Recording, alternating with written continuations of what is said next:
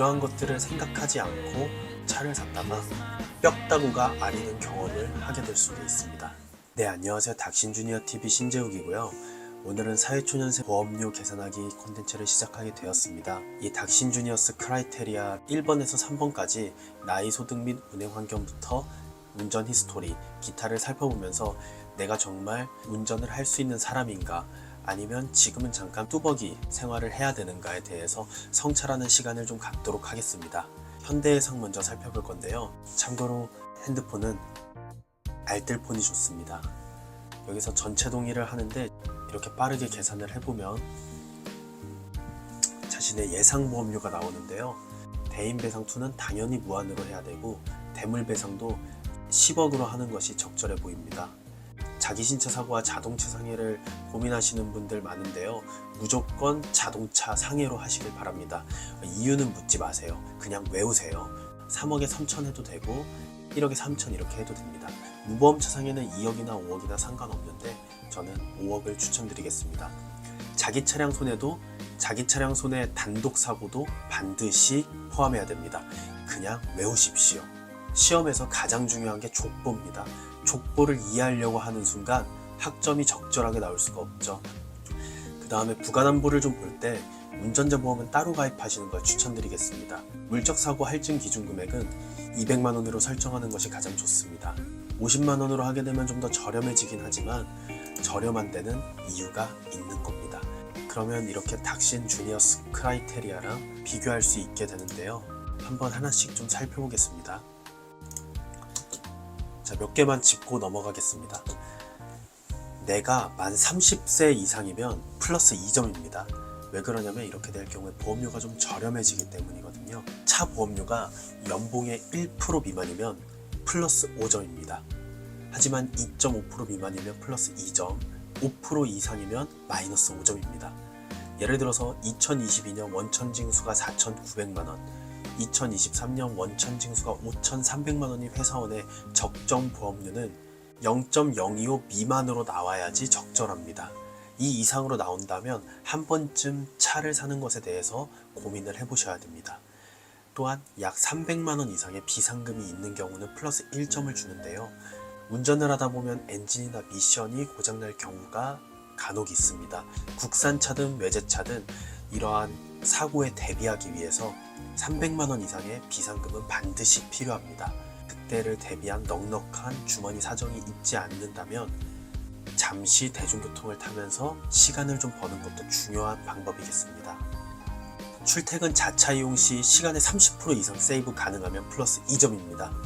서울이 주 생활권인가? 마이너스 2점입니다. 사실 이거에 대해서 할 말이 많은데요.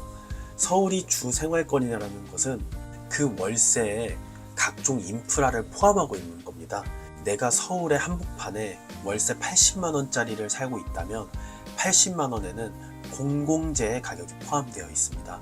공원을 이용하고 치안을 관리받고 대형 마트가 있고 잘 발달된 교통 인프라까지 포함하는 가격입니다.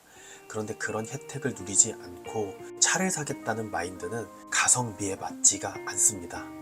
운전 히스토리를 보면 운전 경력이 3년 이상이면 플러스 2, 2년 이상이면 플러스 1점입니다. 또한 군 운전병이나 관공서 운전직을 했다면 플러스 3점이고요.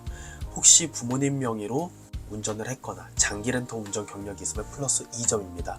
부모님 명의 같은 경우는 내가 부모님 아래에서 보험을 들고 있었다면 3년까지는 운전 경력을 인정받을 수 있게 됩니다. 또한 2024년 8월 1일부터는 장기 렌트카 운행 경력도 운전 경력에 포함되어 있으니 이 점도 확인하시길 바랍니다. 운전 관련 게임의 고수들은 플러스 1점인데 카트 고수는 마이너스 1점입니다.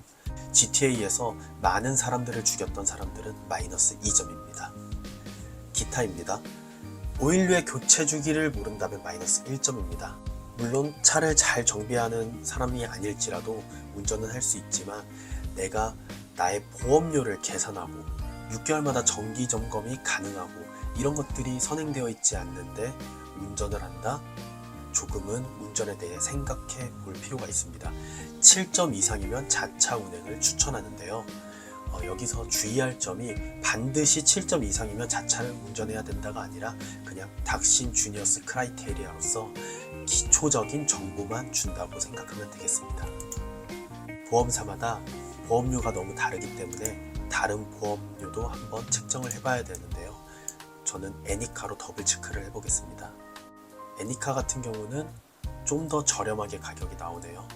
근데 여기서 조심해야 되는 게 긴급 출동 애니카 서비스가 기본이 10km로 되어 있습니다. 그래서 추가 특약으로 60km까지 늘려놔야 됩니다. 자, 이렇게 해서 닥신 주니어스 크라이테리아를 통해서 내가 사회초년생으로서 과연 차를 살 수 있는 환경인가, 이런 것들을 확인해 보았는데요. 결국에는 차를 끌 수 있는 여력이 되냐입니다.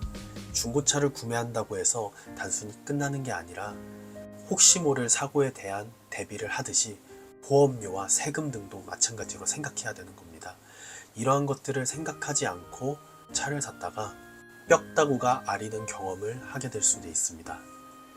특히 외제차 같은 경우는 자신의 보험료가 연봉 대비 비율이 너무 커질 수도 있으므로 반드시 첫 차는, 외제차는 지양하는 것이 좋습니다. 하지만 제가 말한 것이 모두 정답이 아니라 그냥 닥신 주니어의 생각일 뿐이므로 여러분들은 결국 다양한 영상들을 보면서 여러분들 소신껏 차를 구매하시고 보험을 드시면 되겠습니다. 잠깐 복습을 해보자면, 대인은 무제한으로 하는 것이 맞고 대물은 10억 원으로 늘리고 가급적 20억이 있다면 가격 차이가 많지 않을 경우엔 20억으로 하는 것도 추천드립니다. 자기 신체 사고와 자동차 상해에서는 자동차 상해를 하는 것이 좋습니다. 긴급 견인은 60km까지 확대하는 것이 좋으며 운전자 보험은 따로 드는 것을 추천합니다. 지금까지 긴 영상 봐주셔서 감사드립니다.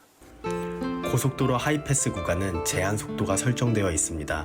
하이패스를 지나가시려거든 제한 속도 내에서 주행하십시오. 과속은 단속 대상입니다.